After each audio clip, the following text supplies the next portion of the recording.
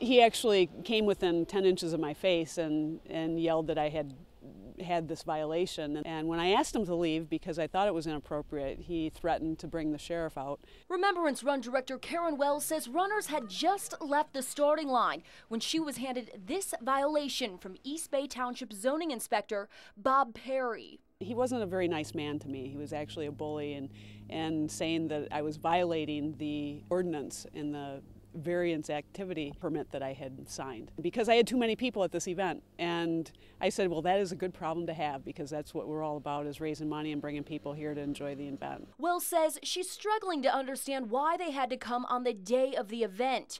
Couldn't it have waited?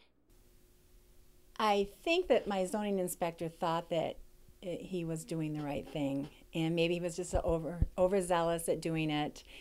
And usually I would just have waited till it was over, and then we would have talked and we would have worked it out. After 7 and 4 News contacted East Bay Township, zoning officials immediately reached out to Wells.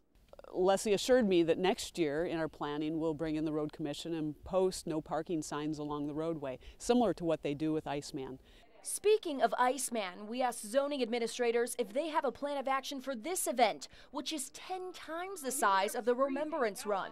I talked with Steve Brown, who runs the Iceman event, and he has worked it out with the road commission. He has signage that he's doing parking differently with shuttle buses.